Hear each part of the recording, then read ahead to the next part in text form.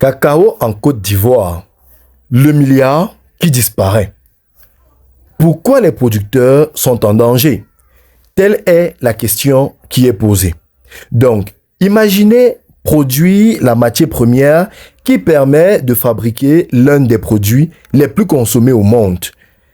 Mais malgré cela, votre revenu peut disparaître en quelques semaines. Aujourd'hui, une question se pose bien évidemment.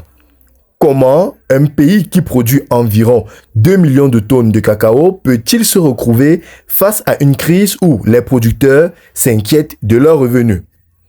La question est, la Côte d'Ivoire est le premier producteur mondial de cacao, mais derrière cette puissance agricole se cache bien évidemment une réalité beaucoup plus complexe. La dépendance aux marchés internationaux, la pression sur les prix, le coût de production élevé et qui nécessite une transformation locale.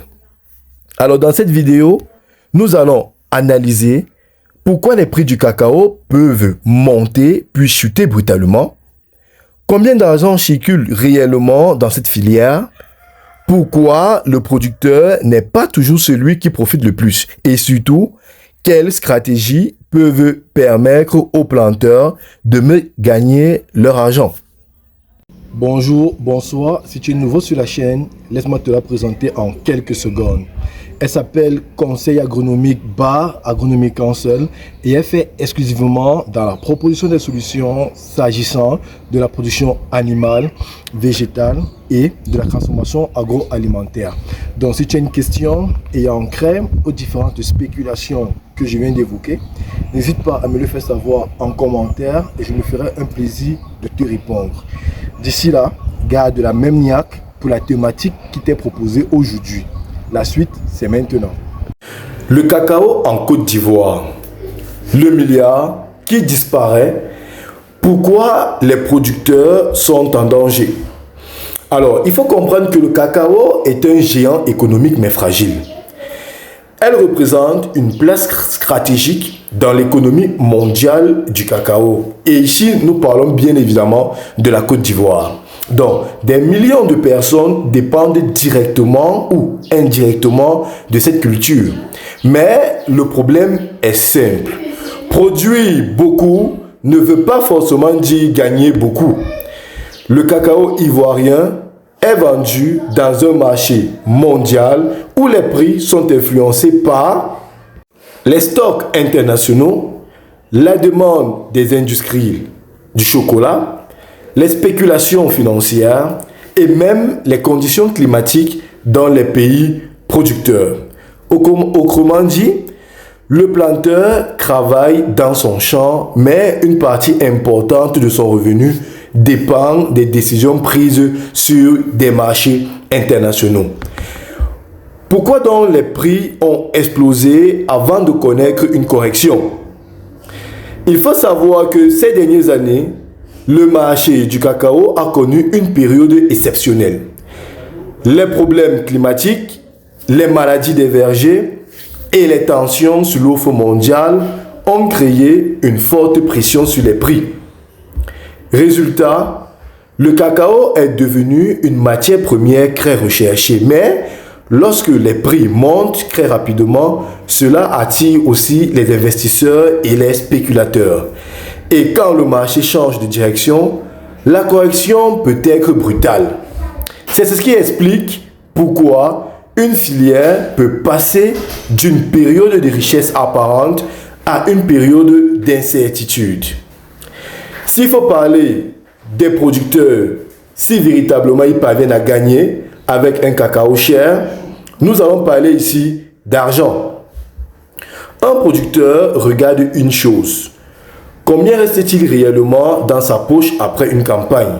Donc, prenons un exemple. Un hectare de cacao peut produire plusieurs centaines de kilogrammes selon l'âge de la plantation, l'entretien, la fertilisation, la variété utilisée, les conditions climatiques.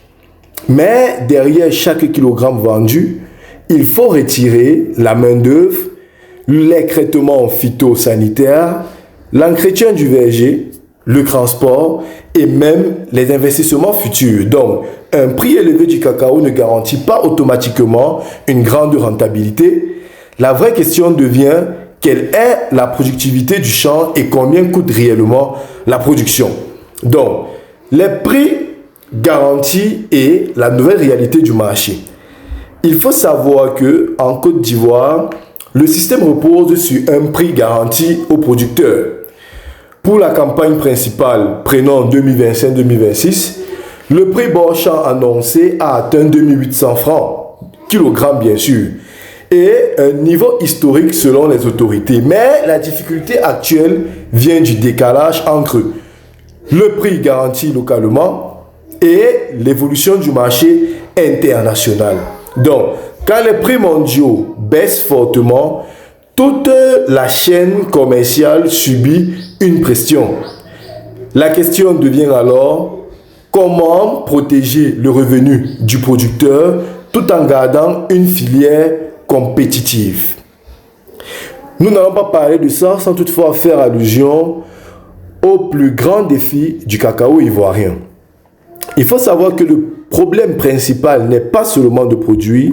Le vrai défi est créer plus de valeur autour du cacao. Donc pendant longtemps, la Côte d'Ivoire a surtout exporté des fèves, mais la richesse est aussi dans la transformation, la fabrication des produits finis, le chocolat et bien sûr les sous-produits du cacao. Donc, plus un pays transforme localement, plus il peut capter une partie de la valeur créée.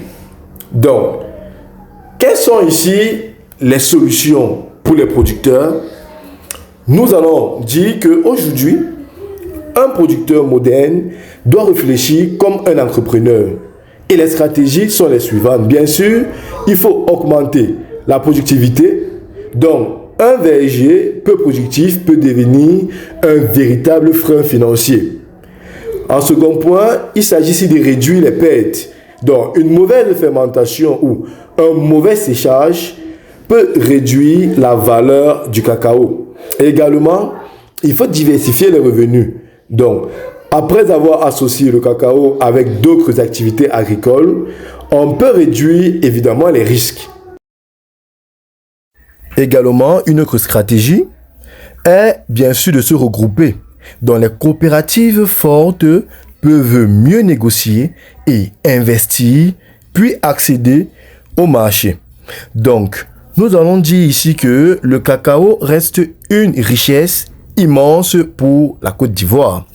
Mais la vraie question n'est plus seulement combien de tonnes produisons-nous.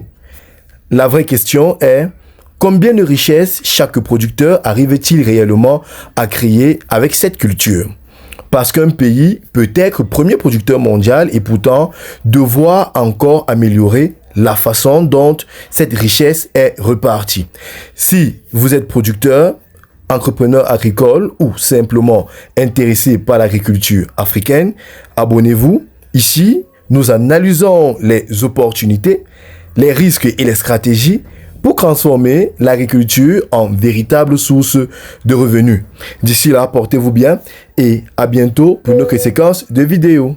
Bye bye.